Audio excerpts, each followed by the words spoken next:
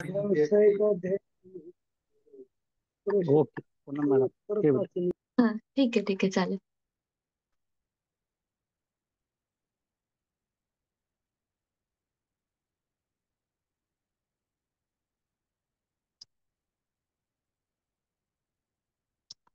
Good afternoon all of you. आपण आज शिक्षणासंदर्भात संकल्पना आणि अध्यापन अभियोग्यता या संदर्भात बघणार आहोत. हा घटक आपण अभ्यासणार आहोत आज.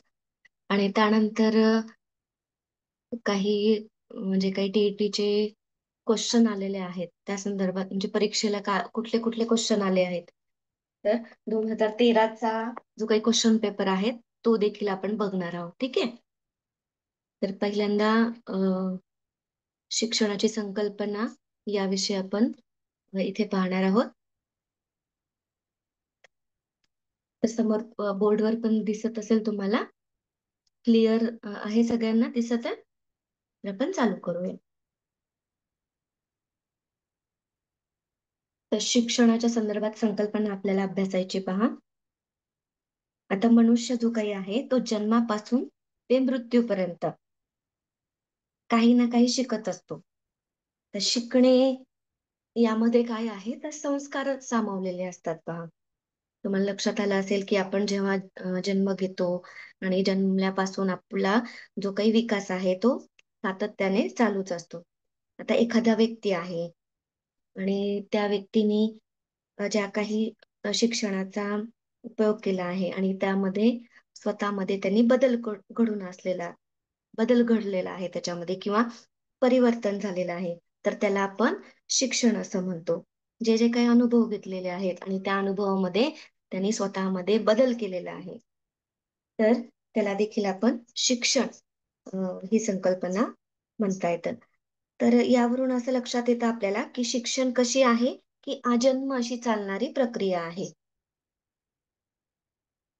आणि अध्ययन आणि अध्यापनामध्ये त्याचा उपयोग केला जातो या शिक्षणाचा. आता शिक्षण जी काही प्रक्रिया आहे पहा, ही खूप व्यापक स्वरूपाची प्रक्रिया आहे. आता शिक्षणामध्ये आपल्याला दोन गोष्टी बघायच्यात, एक अध्ययन आणि अध्यापन देखील पाहायचंय पहा. आता जरी आपण असं लक्षात येतं पहा की शिक्षण आणि अध्ययन काही वेळेस आपल्याला, किंवा ज्या काही संकल्पना आहेत तर त्या एकाच अर्थाने वापरलेल्या दिसून येतात. परंतु शिक्षण ही कशी आहे, व्यापक स्वरूपाची संकल्पना आहे आणि अध्ययन आहे ती मर्यादित आहे, जी काही संकल्पना आहे. आणि जी काही शिक्षण प्रक्रियेमध्ये अध्ययनाला महत्वाचं स्थान आहे पहा. आता जी काही शिक्षण प्रक्रिया सांगितली आपण ती कशी आहे, व्यापक स्वरूपाची सांगितलेली आहे पहा. आणि यावरून म्हणजे जेव्हा आपण शिक्षण घेत असतो तर त्यावरून काय होत असतं, तर व्यक्तीचा सर्वांगीण विकास होतो. आता याच्यामध्ये कुठला सर्वांगीण विकास आहे, तर शारीरिक असेल पहा, बौद्धिक, भावनिक, सामाजिक, नैतिक, मानसिक विकास हा होत असतो. म्हणजे एकंदरीत सर्वांगीण विकास हा आपल्या शिक्षणामुळे होत असतो. आता जेव्हा आपण परिस्थितीशी समायोजन करत असतो आणि समायोजन म्हणजेच ऍडजस्टमेंट करत असतो, आणि जे काही ज्ञान असतील, कौशल्य आहे, तर ते आपण आत्मसात करतो. तर कशामुळे करतो ते? या शिक्षणामुळे करतो. आता शिक्षणामुळे व्यक्तीचा विकास तर होतोच आहे, पण त्याचबरोबर व्यक्तीसोबत त्या समाजाचा विकासही साधला जातो पहा.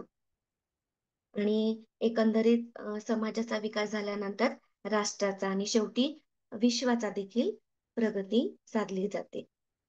म्हणजेच आपल्याला असं लक्षात येतं पहा की शिक्षण ही कशी आहे, एक व्यापक संकल्पना असलेली आपल्याला दिसून येते आणि त्यामुळेच मानवी जीवनात शिक्षणाला अनन्यसाधारण महत्व आहे. ठीक आहे. तर लक्षात आलं असेल शिक्षणाच्या संदर्भात. आता काही व्याख्या सांगितलेल्या आहेत त्या देखील आपण बघणार आहोत.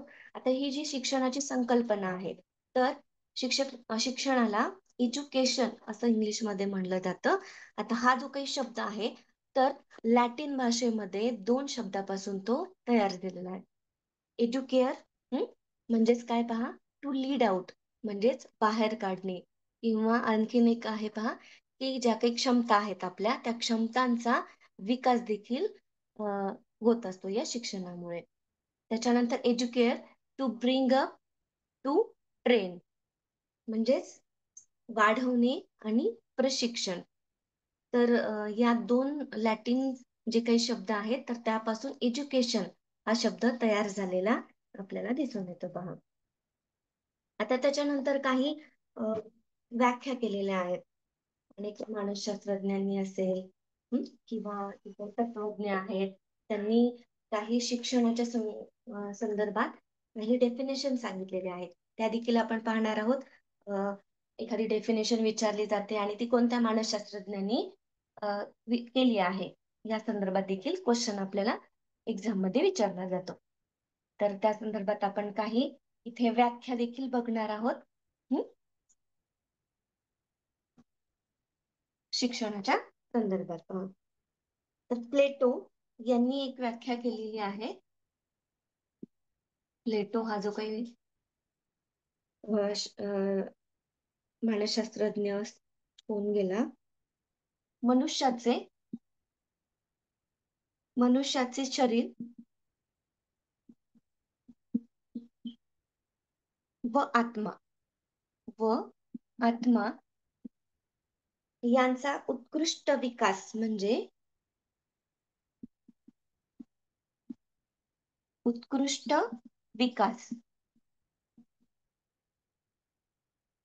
शिक्षण होय. म्हणजे शिक्षण. या विचारवंतांनी शिक्षणाच्या संदर्भात व्याख्या केलेली आहे पहा, की यामधून शरीर आणि आत्मा यांचा उत्कृष्ट विकास म्हणजेच शिक्षण होय. प्लेटो यांनी व्याख्या केली आहे. त्याच्यानंतर आहे जॉन डुई. जॉन डुई यांनी शिक्षणाच्या संदर्भात सांगितलेलं आहे पहा, शिक्षण म्हणजे समस्या सोडवण्याची क्षमता. शिक्षण म्हणजे समस्या सोडवण्याची क्षमता, विण्याची क्षमता. तर यानंतर आणखीन काही जे काही विचारवंत आहेत, त्यांनी देखील व्याख्या केली आहे पहा. स्वामी विवेकानंद यांनी देखील शिक्षणाच्या संदर्भात काही व्याख्या आहेत, त्या देखील आपण बघूया. बरं लिहिते.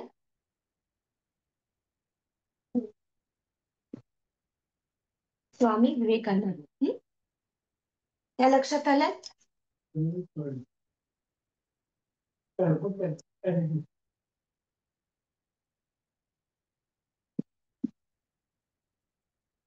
शिक्षण या संदर्भात आपण बघतोय. आता तिसरी जी व्याख्या आहे ती स्वामी विवेकानंद यांनी केलेली आहे. तर त्यांचं असं म्हणणं आहे पहा, सुप्तावस्थेत असलेल्या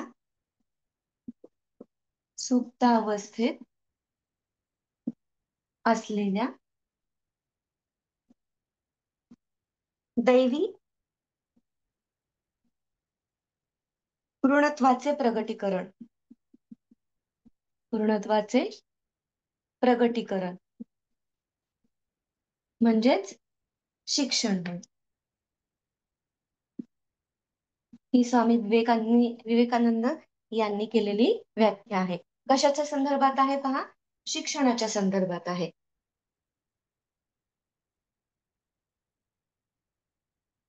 नेक्स्ट. त्याच्यानंतर महात्मा गांधी यांनी देखील केलेली आहे. महात्मा गांधी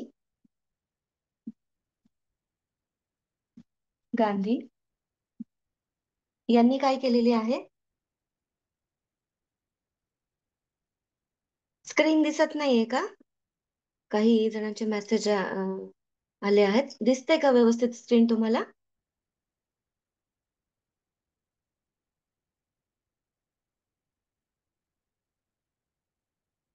हो, ठीक आहे. चला, तर महात्मा गांधी यांचं असं म्हणणं आहे की शरीर, मन व आत्मा यांचा उत्कृष्ट विकास म्हणजे शिक्षण. शरीर, मन, आत्मा यांचा उत्कृष्ट विकास म्हणजे शिक्षण होय. हा, शिक्षण होय. तर ह्या डेफिनेशन सांगितलेल्या आहेत. काही जे काही विचारवंत आहेत किंवा मानसशास्त्रज्ञ आहेत त्यांनी शिक्षणाच्या संदर्भात आपल्याला ह्या व्याख्या सांगितलेल्या दिसून येतात. आता त्याच्यानंतर पहा, शिक्षणाचे काही प्रकार बघायचे आहेत. हं? तर हे फक्त लक्षात ठेवा, 2-3 वेळेस जरी रिव्हिजन केली तरी कोणी ज्या काही व्याख्या सांगितलेल्या आहेत त्या संदर्भात क्वेश्चन दिलेला असतो. किंवा जोड्या लावामध्ये देखील विचारलं जातं. तर त्यामुळे ही व्याख्या आपण बघत आहेत. फक्त नावं लक्षात ठेवा, कोणी काय सांगितलेलं आहे शिक्षणाच्या संदर्भात. ठीक आहे. त्याच्यानंतर आता शिक्षणाच्या संदर्भात काही प्रकार आपल्याला बघायचे आहेत. हे एवढं काही हार्ड नाहीये, तरी पण आपला जो काही सिलेबस मध्ये आहे म्हणून घ्यायचंय. ठीक आहे. शिक्षणाचे प्रकार. शिक्षणाचे प्रकार आपल्याला बघा सांगता येतात का पहा, तुम्हाला देखील प्रयत्न करा. शिक्षणाचे प्रकार. तर पहिला जो काही प्रकार आहे पहा, औपचारिक शिक्षण. औपचारिक शिक्षण. दुसरा आहे अनौपचारिक शिक्षण. हं?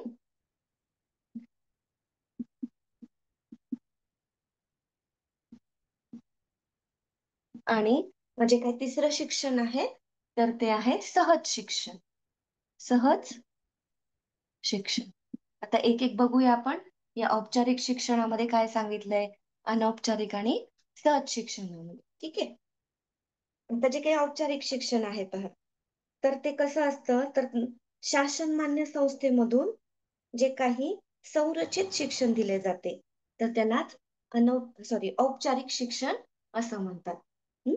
आता औपचारिक शिक्षणामध्ये की जे काही शिक्षण दिलं जातं तर ते कसं असतं पहा, योजनाबद्ध असतं आणि हेतुपुरस्पर दिलेलं जे काही शिक्षण आहे तर ते औपचारिक शिक्षणामध्ये दिलं जातं.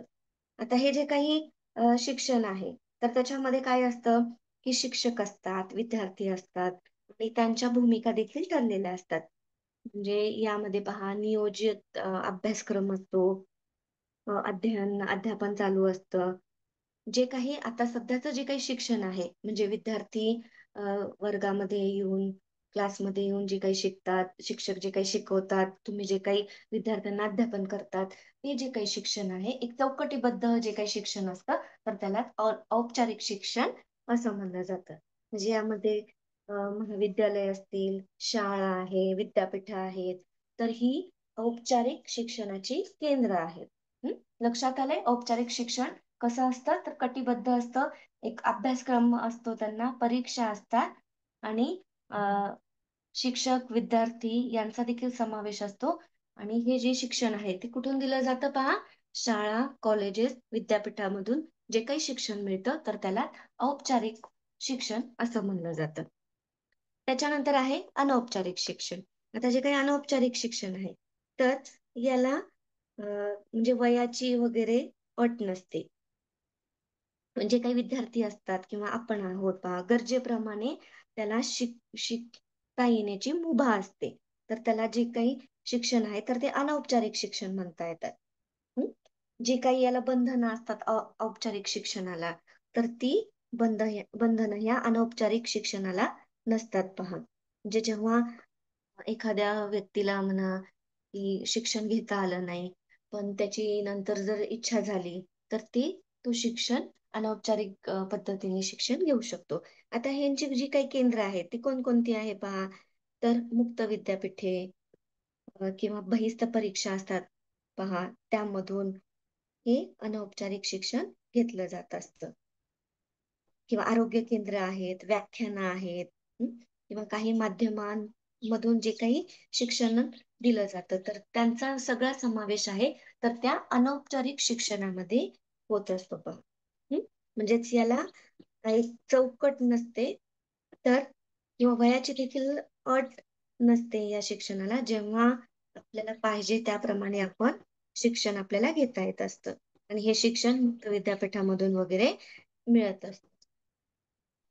त्यानंतर म्हणजे पत्राद्वारे वगैरे शिक्षण जे काही आहे, तर ते अनौपचारिक शिक्षणामध्ये समावेश केला जातो.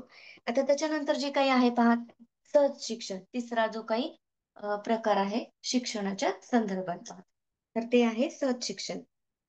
आता जेव्हा बालक जन्म घेतो आणि तेव्हापासून मग त्याची शिक्षणाची सुरुवात ही केली जाते पहा. जे काही कुटुंबामधून त्याला शिक्षण मिळत असतं, जे काही अनुभव मिळत असतो, तर त्यामधून सहज शिक्षण त्याचं होत असतं. हं. आता जे काही शिक्षण आहे सहज, तर ते फक्त शाळेतच मिळतं असं नाही. तर जे काही विविध प्रकारचे आपण अनुभव घेत असतो, त्याद्वारे देखील आपल्याला हे शिक्षण मिळत असतं. म्हणजे समाजातून किंवा जी काही संस्कृती आहे आपली, शेजारी आहेत, कुटुंब आहे, हं. तर या सगळ्यांमधून किंवा ज्या काही रूढी, प्रथा, परंपरा आहेत, तर त्या सगळ्यांमधून जे काही आपण शिकत असतो, हं. जे मूल शिकत असतं जन्मल्यापासून, हं. तर त्या सगळ्या शिक्षणाचा या सहज शिक्षणामध्ये समावेश होत असलेला आपल्याला दिसून येतो. लक्षात आलं? शिक्षणाचे 3 प्रकार औपचारिक, अनौपचारिक आणि सहज शिक्षण हे 3 प्रकार आहेत. आणि त्याच्यानुसार कोणत्या मध्ये कसं शिक्षण दिलं जातं हे देखील आपण इथं बघितलेलं आहे. त्यानंतर आपण नेक्स्ट बघूया. नेक्स्ट जो काही मुद्दा आहे, तर तो आहे शिक्षण द्विकेंद्रित आणि त्रिकेंद्रित प्रक्रिया आहे. शिक्षण ही द्विकेंद्रित आणि त्रिकेंद्रित प्रक्रिया आहे.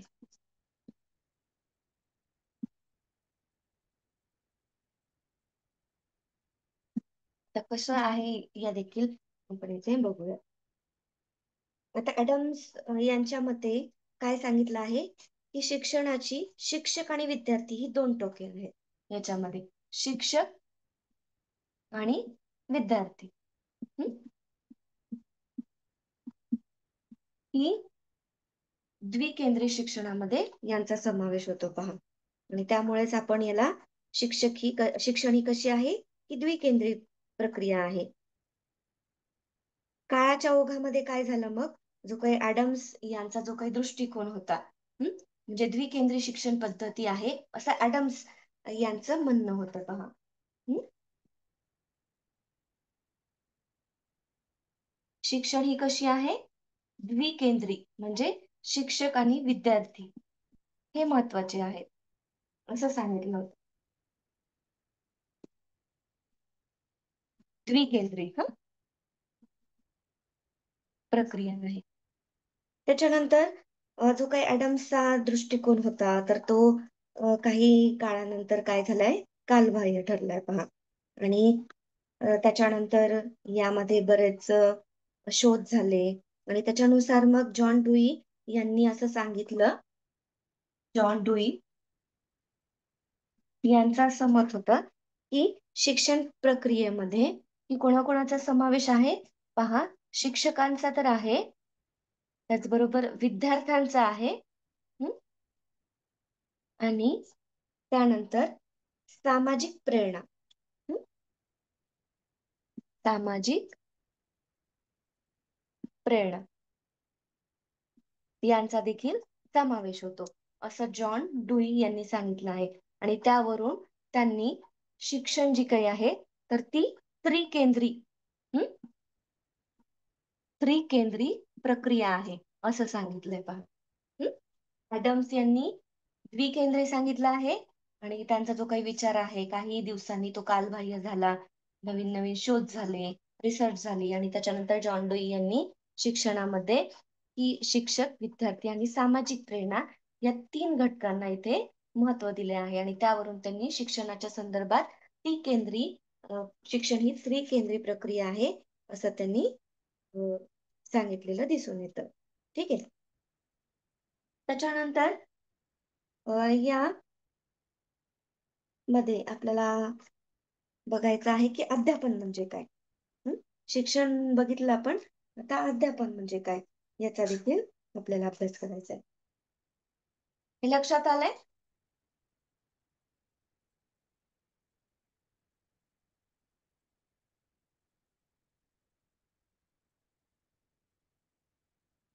क्वेश्चन असे येऊ शकतात की शिक्षण ही द्विकेंद्रीय आहे, त्रिकेंद्रीय आहे. हं? ऑप्शन देऊ शकतात किंवा एक केंद्रीय आहे. मग त्याच्यामध्ये जे काही राईट आन्सर तुम्ही देऊ शकतात. त्रिकेंद्री प्रक्रिया आहे. तर अध्यापन, कारण शिक्षणामध्ये अध्ययन आणि अध्यापनाला महत्वाचं स्थान आहे पहा. तर अध्यापनामध्ये ज्या काही संकल्पना आहेत किंवा अर्थ सांगितलेले आहेत ते आपण बघणार आहोत. आता जी काही शिक्षणाची ध्येय आहे, तर ते साध्य करायच्या दृष्टीने आपण अध्ययन आणि अध्यापन या दोन प्रक्रिया महत्वाच्या आहेत पहा. जे शिक्षणाच्या मुळे जे काही ध्येय ठरवलेले असतात, उद्दिष्ट ठरवले असतात, तर त्यावरून जेव्हा शिक्षक अध्यापन करतात आणि ती ध्येय आणि उद्दिष्ट पूर्ण होण्यास पूर्ण होण्यास मदत होते पहा. तर त्यामुळे अध्यापन ही महत्वाची संकल्पना आपण इथे अभ्यासणार आहोत. आता स्मिथ, B.O. स्मिथ यांचं म्हणणं आहे, B.O. स्मिथ.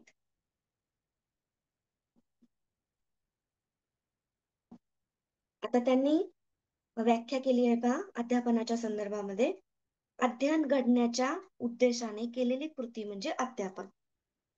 अध्ययन घडण्याच्या उद्देशाने केलेल्या कृती म्हणजे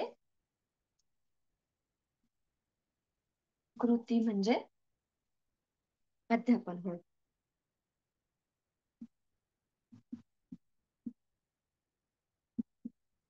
तर ही B.O. स्मिथ यांनी केलेली व्याख्या आहे अध्यापनाच्या संदर्भात. त्याच्यानंतर मर्सेल यांनी केलेली आहे, ते काय म्हणतात अध्यापनाच्या संदर्भात, ज्यातून प्रभावी व परिणामकारक शिक्षण दिले जाते. ज्यातून प्रभावी आणि परिणामकारक शिक्षण दिले जाते.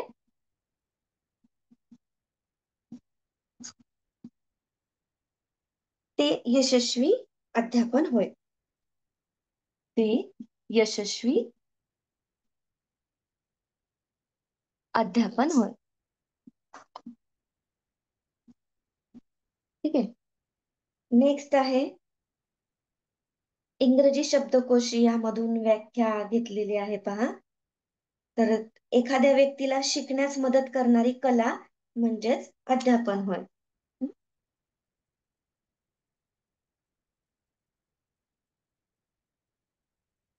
ज्या काही महत्वाच्या आहेत ते 5-6 जरी व्याख्या तुम्ही लक्षात ठेवल्या आणि त्या कोणी लिहिल्या आहेत तरी देखील लक्षात राहतात.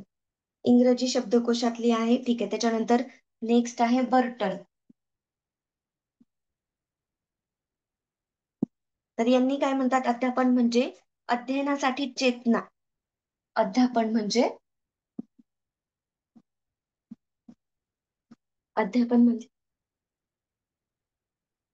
अध्ययनासाठी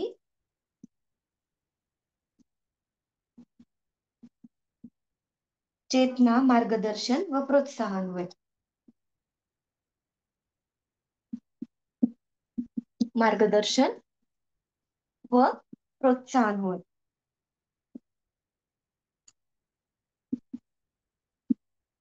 ही बर्टन यांची व्याख्या आहे.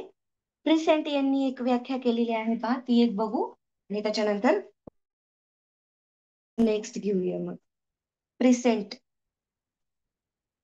तिसरी आहे नाही, प्रिसेंट ही काय म्हणतात पहा, अध्यापन कसं आहे, सुयोग्य, सुलभ व सुखर होण्यासाठी अध्ययन हे कसं आहे, सुयोग्य, सुलभ व सुकर होण्यासाठी सुकर होण्यासाठी केलेली आवश्यक प्रक्रिया. केलेली आवश्यक प्रक्रिया म्हणजेच काय हो? अध्यापन होय. म्हणजे अध्यापन. तर ही प्रेझेंट यांनी केलेली आहे. तर यावरून असं लक्षात येतं पहा आपल्याला, या व्याख्यावरून, की अध्यापन कशी आहे, जी काही प्रक्रिया सांगितली आपण, तर ती अध्ययनात मदत करते. म्हणजे विद्यार्थी जेव्हा वर्गामध्ये शिकत असतात, तर तेव्हा त्यांना स्वयं अध्ययनासाठी असेल मदत करत असते. त्याच पद्धतीने विद्यार्थ्यांमध्ये काय होतं, की जे काही जिज्ञासा आहे, कुतूहल आहे, त्यांची जी काही मूल्य आहेत, जे संस्कार आहेत, त्याच पद्धतीने त्यांना प्रेरणा म्हणा, अभिरुची म्हणा, तर यांची रुजवणूक करण्यास हे मदत करत असते. काय? तर अध्यापनामुळे जे काही आता सांगितलेलं आहे तुम्हाला, तर त्यांची रुजवणूक होते. तर त्यामुळे शिक्षकांनी काय केलं पाहिजे? विद्यार्थ्यांना जेव्हा अध्यापन करत असतात शिक्षक, तर तेव्हा विद्यार्थ्यांना किंवा अध्ययनार्थ्यांना प्रेरणा देणे किंवा नवीन-नवीन जे काही अध्यापन पद्धतीचा उपयोग करून विद्यार्थ्यांना नवीन ज्ञान मिळेल, या दृष्टीने प्रयत्न करणे. मग अशा जर अध्यापनामधून तर त्यांच्या ज्या काही क्षमतांचा, विविध प्रकारच्या ज्या काही क्षमता आहेत, त्यांचा विकास होण्यास मदत होते. ठीक आहे. तर यावरून आपल्याला अध्यापनाचं महत्त्व देखील सांगता येतं. त्याच्यानंतर जे काही आहे पहा, तर अध्यापनाची उद्दिष्ट बघूयात आपण. हं? उद्दिष्ट काय आहेत अध्यापनाची?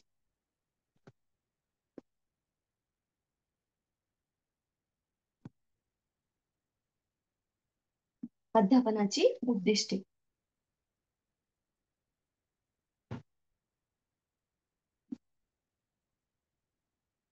काय काय सांगितलेली आहेत ते आपण वन बाय वन बघूयात.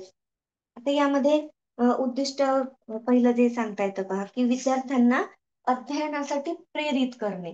हं? अध्ययनासाठी प्रेरित करणे. हे एक महत्वाचं उद्दिष्ट आहे अध्यापनाच्या संदर्भात.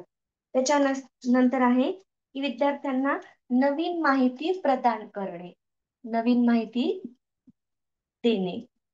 हे देखील काय आहे? अध्यापनाचं उद्दिष्ट आहे पहा. शॉर्टमध्ये लिहिते, जे लक्षात येईल तुम्हाला. त्याच्यानंतर विद्यार्थ्यांमध्ये योग्य असं वर्तन बदल, योग्य वर्तन बदल करणे. हं? अध्यापनामधून हे सांगता येतं पहा आपल्याला. त्याच्यानंतर विद्यार्थ्यांना विचार प्रवृत्त करणे. हं? विचार प्रवृत्त करणे.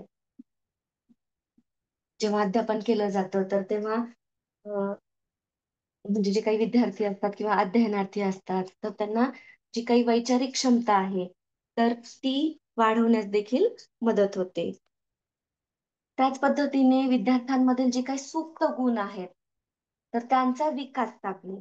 हं? सुप्त गुणांचा विकास करणे. ही देखील अध्यापनाची उद्दिष्ट आहे पहा. जे काही लपलेले सुप्त म्हणजेच विद्यार्थ्यांना देखील माहिती नसतात, पण त्यांच्या वर्तनामधून ते दिसून येतात. तर ती ओळखून जर शिक्षकांनी विद्यार्थ्यांना सांगितलं, तर त्यावरून विद्यार्थ्यांचा सुप्त गुणांचा विकास होण्यास मदत होते. त्याच पद्धतीने विद्यार्थ्यांमध्ये जिज्ञासा असेल, प्रेरणा, कुतूहल, सर्जनशीलता विकास करणे. जिज्ञासा, प्रेरणा, कुतूहल. हं? कुतूहल व सर्जनशीलता. हं? नवीन काहीतरी गोष्टी शोधून काढणे. सर्जनशीलता, यांचा विकास. हे देखील उद्दिष्ट आहे अध्यापनाचं. त्याच पद्धतीने विद्यार्थ्यांमध्ये निर्णय जी काही क्षमता आहे, निर्णय क्षमता, तर त्यांचा देखील विकास करणे. निर्णय क्षमताचा विकास.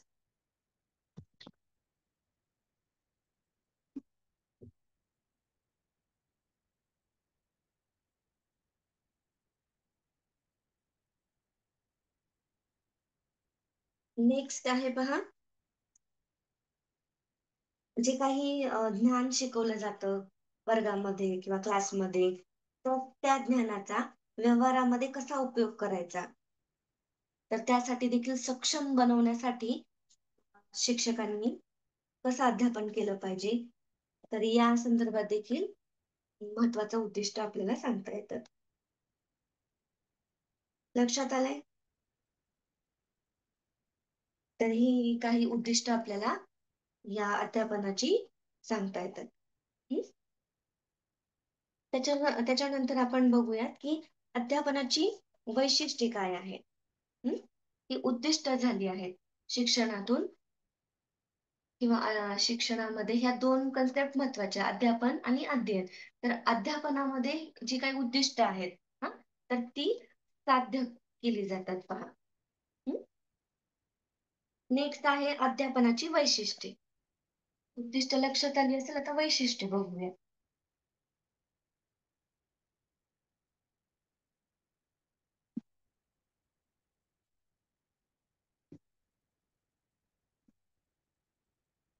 वैशिष्ट्ये काय सांगता येतात आता अध्यापनाची?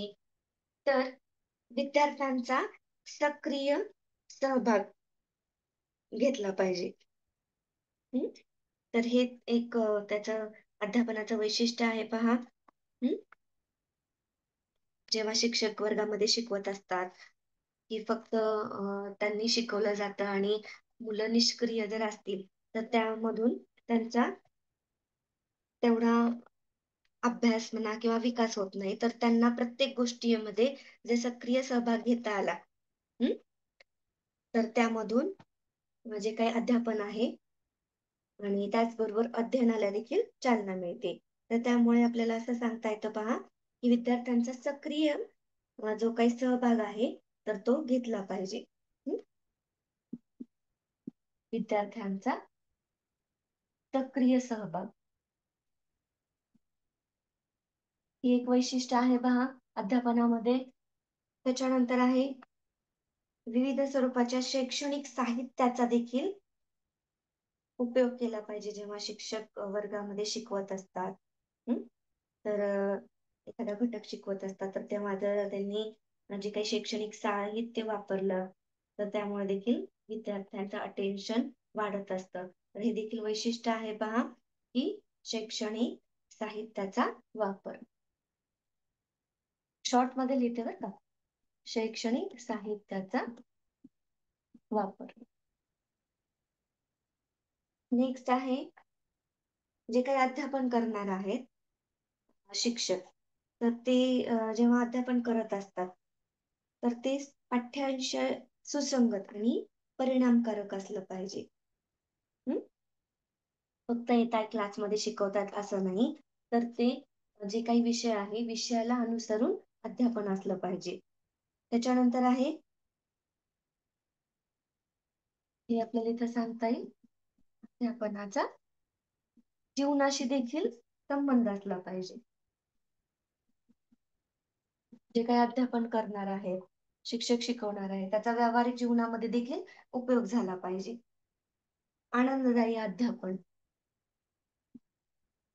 विद्यार्थ्यांना जेव्हा शिकवलं जातं, तर तेव्हा त्यांचं जे काही वातावरण आहे, तर ते आनंददायी असलं पाहिजे. अध्यापन जे काही शिक्षक करणार आहे, ते आनंददायी असलं पाहिजे. त्यानंतर नेक्स्ट आहे संशोधन वृत्ती. हं? संशोधन वृत्तीचा विकास झाला पाहिजे. जे काही अध्यापन केलं जातं, त्यामधून विद्यार्थ्यांची जी काही संशोधन वृत्ती आहे, ती जागरूक होण्यास देखील मदत होते पहा अध्यापनामुळे. त्याच्यानंतर जे काही समस्या येतात, तर त्या समस्यांवर मार्गदर्शन देखील केलं जातं पहा. समस्यांवर मार्गदर्शन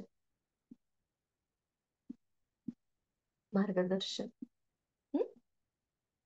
हे अध्यापनामधून केलं जातं. त्याच पद्धतीने आपल्याला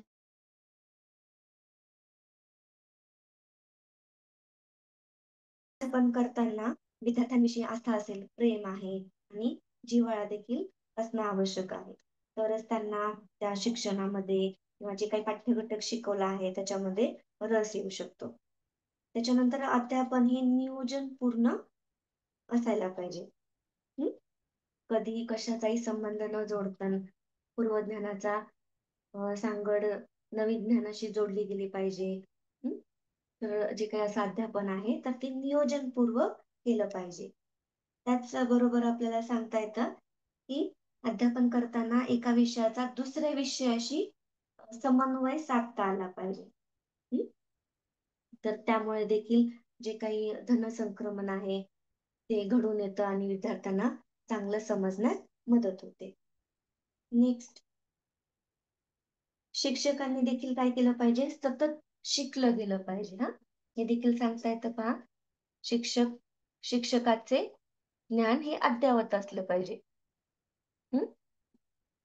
अद्ययावत असणे गरजेचे आहे. हे देखील वैशिष्ट्ये अध्यापनाची आपल्याला सांगता येतात. लक्षात आली आहेत अध्यापनाच्या बाबतीमध्ये. तर त्याच्यानंतर आता अध्यापनासाठी मूलभूत आवश्यक बाबी कोणत्या आहेत तर त्या देखील आपण बघणार आहोत. हं? हे आपण सध्या सगळं अध्यापनाविषयीच बघतोय. अध्ययनामध्ये आलो नाहीत अजून आपण.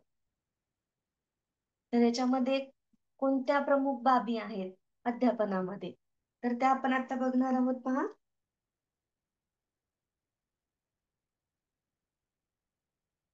आणि त्याद्वारे नंतर जे काही पुढील अभ्यासक्रम आहे तो देखील आपण बघणार आहोत. तर या अध्यापनासाठी मूलभूत आवश्यक बाबी.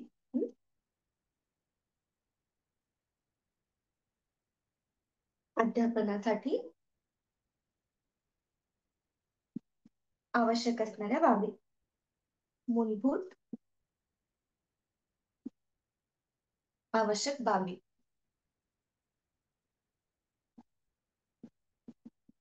आणि त्याच्यानंतर याच्यामध्ये कोणकोणते क्वेश्चन विचारले जातात ते देखील आपण बघूया. आता महत्वाचं आहे शिक्षक. अध्यापनासंदर्भात बघतोय की शिक्षक हे महत्वाचं आहे अध्यापनामध्ये. त्याचबरोबर आणखीन काय, विद्यार्थी. विद्यार्थी देखील महत्वाचा आहे. त्याच्यानंतर पाठ्यक्रम जो काही त्या त्या वयोगटानुसार असतो किंवा अभ्यासक्रमानुसार ठरलेला जो काही पाठ्यक्रमाचा यामध्ये समावेश होतो. त्याच्यानंतर अध्ययन परिस्थिती. अध्ययन परिस्थिती एक एक बघणार आहोत आपण. नेक्स्ट आहे की अध्यापन नियोजन. अध्यापनाचं नियोजन.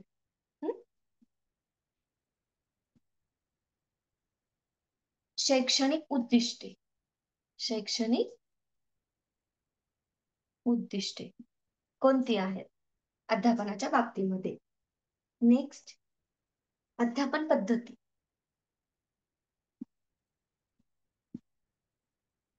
जी काय आपण पद्धती शिकवणार आहोत अध्यापनाच्या बाबतीमध्ये. नेक्स्ट, अध्ययन अनुभव. अध्ययन अनुभव. मूल्यमापन ह्या घटकांचा यामध्ये समावेश होतो. आणि अध्ययन निष्पत्ती.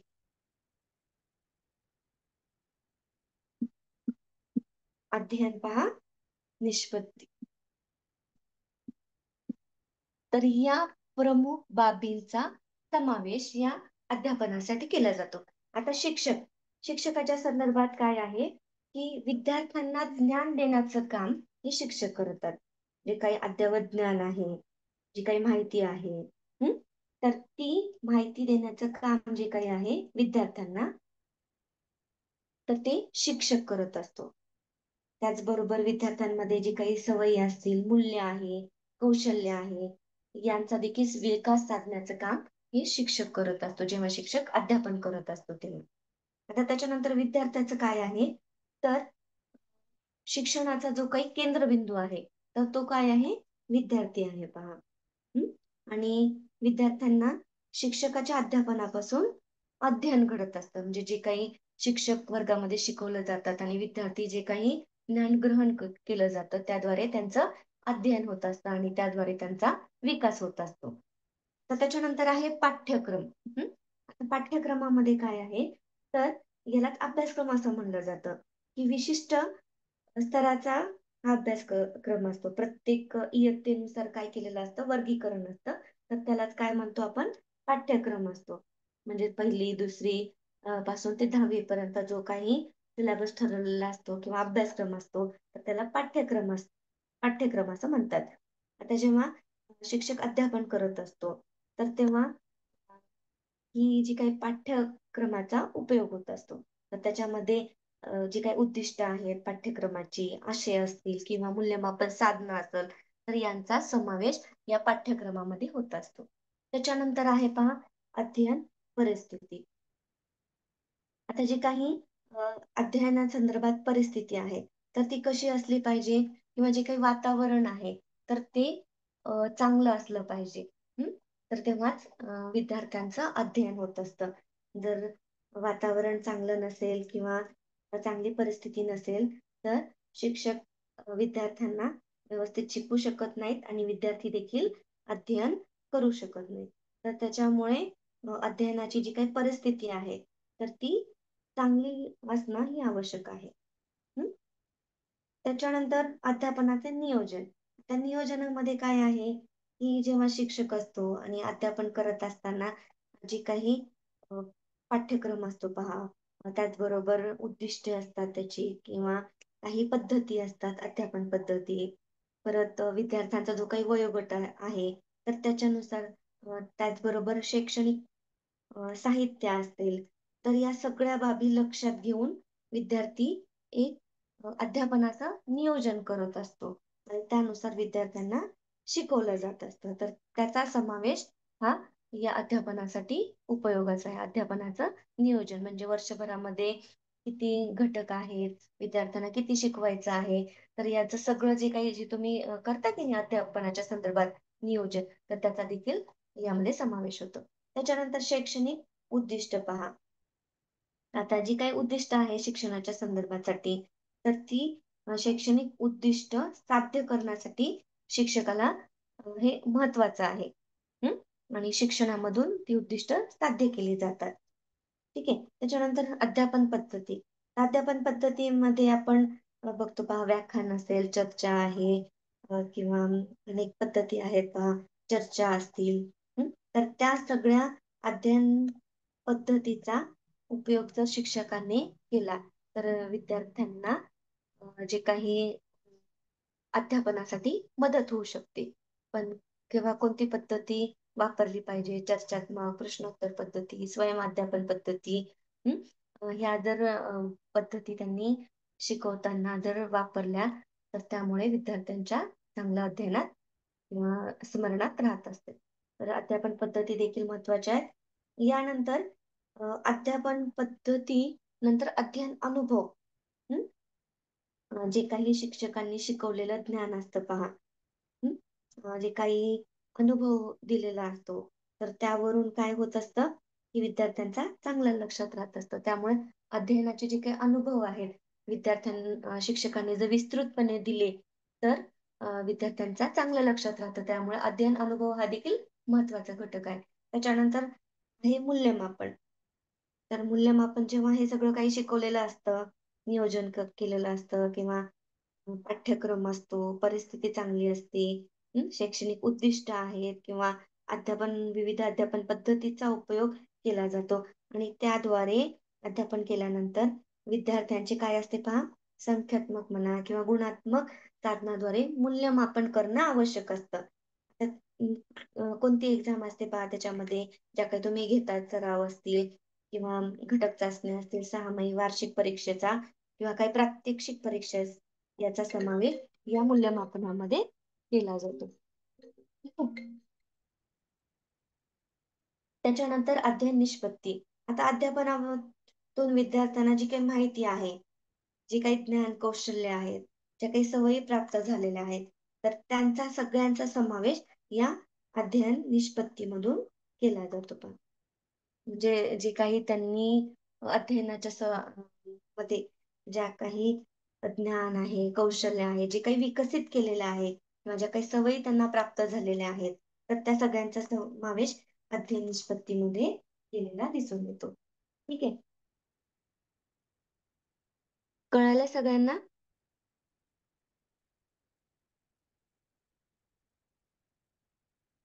तर आपण इथे थांबूयात. हम्म.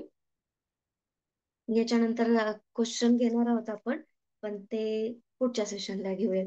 हम्म. ठीक आहे. यामध्ये काही प्रॉब्लेम असेल तर विचारू शकता. मी सगळ्यांना अनम्यूट करते.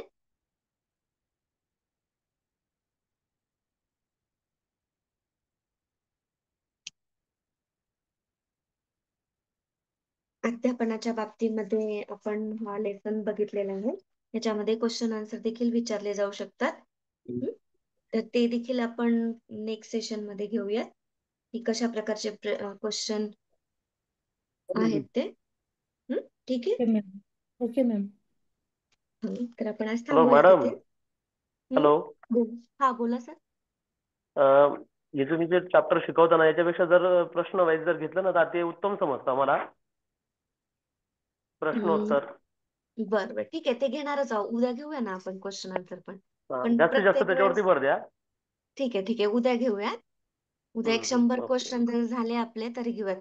आता उद्या काय करते ओके की ओके. 2013 मध्ये 14 किंवा आतापर्यंत जे जे क्वेश्चन आलेले आहेत ना आपण ते क्वेश्चन पेपर घेऊयात. पण कसं होतंय की सांगितलं नाही, काही काही कन्सेप्ट क्लिअर नसतात आणि मग ते नाही. आन्सर देता येणार नाही त्यामुळं. आणि फास्ट घेतंय असं काही नाही की हं? कारण कन्सेप्ट महत्वाचे आहेत ना कळणं. Okay okay okay. थँक्यू हं, मॅडम. हं. ठीक आहे. उद्या घेऊयात आपण क्वेश्चन आन्सर. ठीक आहे. Okay madam. ओके ठीक आहे. बाय सगळ्यांना. बाय.